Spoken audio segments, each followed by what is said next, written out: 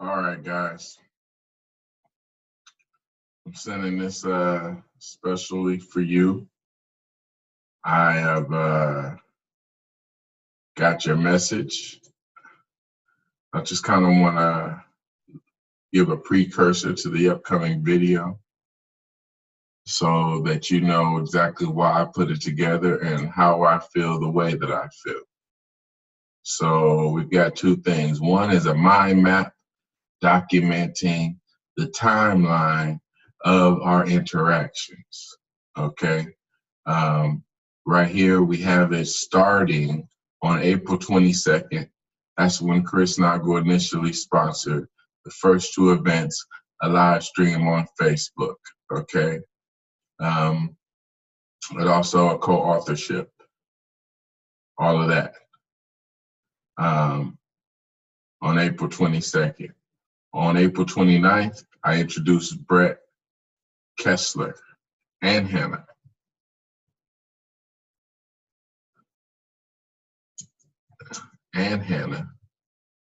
To my dad and allowed them to sit in on an event where people pay $75K to be there. Okay. I was on April 29th.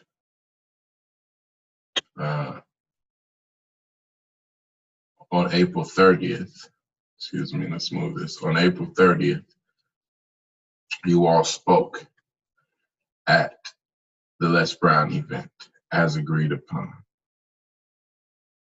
Also on April 30th, I did a live stream on Les Brown's Facebook, had a professional photo shoot, which Brent was invited to and did not attend. Paid a professional film crew to capture the live Facebook so we could have it professionally captured.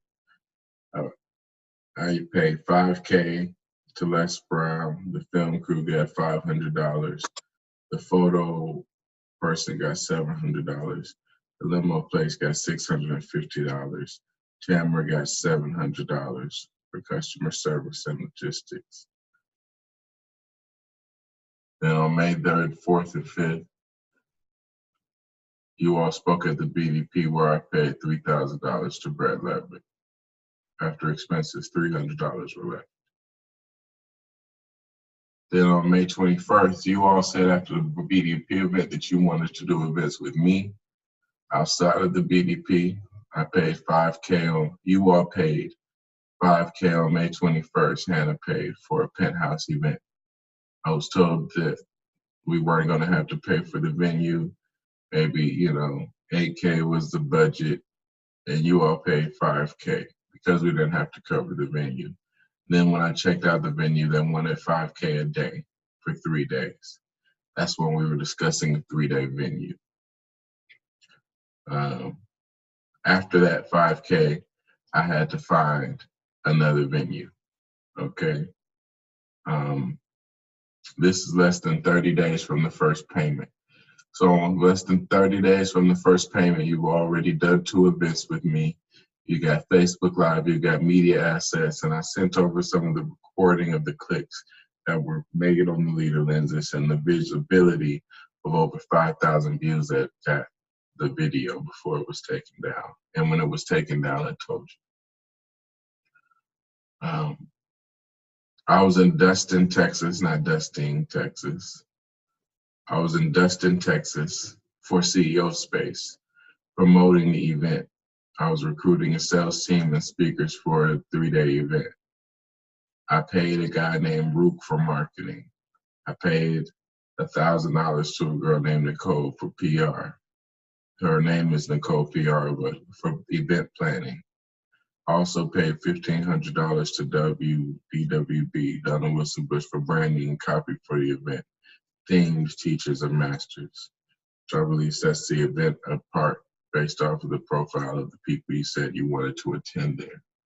Also, I stayed in a hotel for 4 days promoting the event for $900. Paid $5K on May 21st. That's where those resources went to. May 24th, scout venue, video to Hannah. I went to scout the Penthouse Mastermind on May 24th. I called Hannah. The signal wasn't good because it's in the Beverly Hills. And then I sent a video text to Hannah and I FaceTimed her. Then they tripled the price for 3 days. That was on May 24th.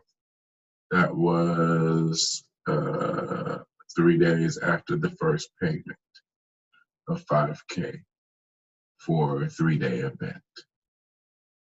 And after I thought the event was going to be, the venue was covered, I was going to have that as, okay. So now we've got the 25th, I called the Reagan Library, and the 23rd, and the 30th, they got back to me and asked me to submit them a proposal. This image note here is the actual image from the email that I got back from them. I can show you all of this. It's a little blurred out here, but I'm showing this because this is evidence that I'm not lying when I say this was the holdup. No one is trying to get paid for events that you're not going to do. So since then, what happened in between May 30th and that proposal, when I sent them that proposal? Well, on that day, I also tried to pay for the venue, okay? I was gonna pay for the venue for 1 day of a 3-day experience. I was gonna pay for the venue on that day, but they wouldn't accept any money because they had to have approval. So in between then, I contracted an escape room experience that would be a special add-on for marketing to get C-suite employees to our event. I built an online course with several other top leaders, including those pictured here from Harvard University, from Berkshire Hathaway, from Celine Dion's business and the top 1% of mortgage lending, as well as from Fox Rothschild Associates. I'm one of the top corporate speakers. One of my speakers that just spoke for Ford Motors. I scouted not just events, but you all want to know where you're staying when you come in town. Accommodations is important because the Presidential Library is very far out in the suburbs. And then the accommodations should be in line with the second venue where we do an event that's more localized and we transport people. So the location for the second part of the experience in Brentwood, California, which is similar to the Beverly Hills vibe, even better, is the second part of the event. That is what happened in between May the 30th when I sent in the proposal, and the June the 18th here, when they actually got back to me and said yes. So what happened in between that time frame to the money, and what happened, why was there not an event? The venue changed. We had to wait for the venue to get back to us to determine where we were going to market and how we were going to market. We cannot begin marketing if we're not clear on the venue, because location in California is very important. Researching time and distance from the event, that's what I was doing. Getting transportation, my partners, identifying with and meeting with global speakers, scheduled to meet with marketing partners. Kane Minkus of Industry Rockstar, a marketing sales event, to add another marketing sales component that actually has a track record that I'm familiar with doing. I just put 800 people in a room with my dad in Singapore. So that's one of the things those are the things that was happening in between waiting for approval. Then we got the approval on the 18th. Now, we got the approval 28 days after the last payment, where all those things were done, including the online course, including the rebranding, including the PowerPoint presentation. No, the rebranding haven't happened yet. So on 18th, we got the approval. On the 19th, we did the rebranding, where you see the slides that you see here. America's leading money mentors. You've never been called that before I called you that, and you're still not using these slides on the road to call yourselves that, which boggles me. So on June 19th, the rebrand was complete. Okay, I paid a guy $1,500 for a digital support to film video for upcoming event and to complete PowerPoint rebrand as America's leading money mentors. On June 21st, 30 days from the second payment, after I've done an online course, after I've done a rebrand, after I picked out the venue based off the conversations that you're going to hear in this video, I get this text from Chris that you all want a $5,000 refund on $5,000 for the first deposit, even after I showed you all of the assets and all the work that I've been doing. And then as if I've mismanaged the money.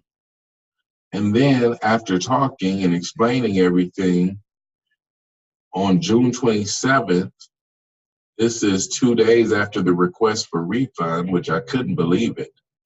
And I haven't been as excited about working with you all or for you all since then, which I don't work for you since you haven't paid me. I work for myself. And this is getting to the interesting part. 2 days afterwards, I have a meeting. I explain everything, which I had already explained to Hannah as well. And I request as well as the venue wait. Okay, we're waiting for the venue approval process until the 18th of June. So by that time, 25th, you request for a refund, and we already got approved a week ago.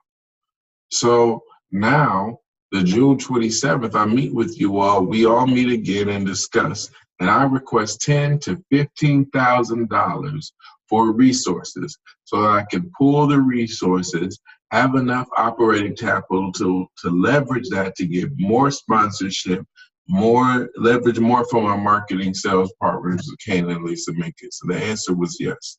On June 27th, I requested that. Now, on July 2nd, I talked to Hannah about the master plan, including marketing partners and pooling resources with maximum reach. One of the things that frustrated me is we already talked about a plan, and then Chris said in this email, can we chat later? We want to build a long-term relationship and make the Quiet Money Tour, but I feel like we need to regroup and get plans. Well, I made plans and I talked with Hannah.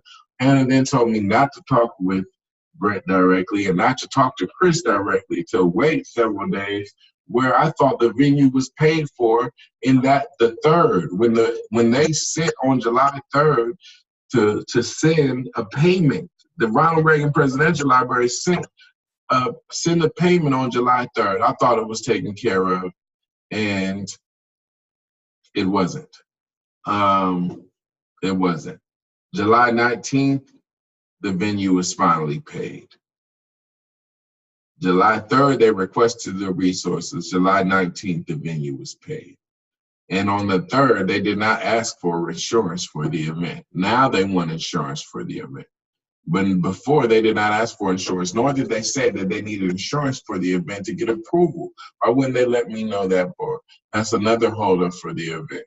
And then why and how can I function if I cannot market the event until a venue is secured, if it's taking the request for the venue actually gets made on the 25th, no, excuse me, the request for the venue gets made on the 28th of May, the venue gets approved on the June 18th. You guys want a refund on June 25th, and then I'm asking for resources and we get it corrected for 10 to 15K on June 27th, and it's not until July 19th that the venue is paid for, and I'm totally supposed to just go hard and market hard for what? So let me tell you what I view as some of the problems here, okay? And we can solve it, or we can terminate this relationship, or we can do one, like, we don't have to solve these problems. Number one, the venue changed. That was a problem. That's not my fault. It is my fault if my job is to provide the venue, but I communicated just like I said I would. The time frame to secure the venue for marketing. Why did it take me so long? Why did it take you guys so long to get me the money directly so that I could secure the venue? Why are you punishing me for that first 5K? That's ridiculous. And you're costing yourselves money. Because this event that I'm going to throw is not no other in the city. If you don't want to do an event for me, that's fine. But you're cutting me out and my company out of the loop by going directly to the venue and not giving me the opportunity to move fast and secure it, not just one at a time, but in bulk. Paying venue directly. Why? Why? And I say why specifically, especially if it's going to take you 2 to 3 weeks to get it done, and I can get it done the same day, and you guys are out of town 3 hours ahead. Doesn't make any sense.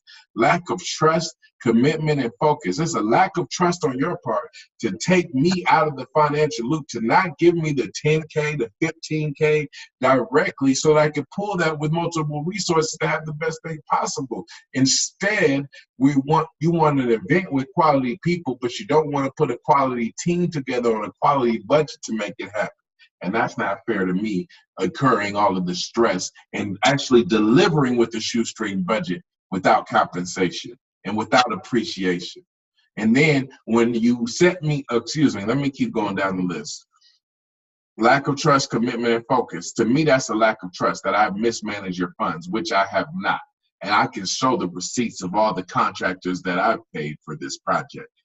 Got venue paid for 30 days after approval for event instead of having the resources to move swift and negotiate best long-term deal as discussed. Still acting like I'm just a stage you can speak on and sell people instead of true partners, building a stage where people actually come there to hear and see you as discussed.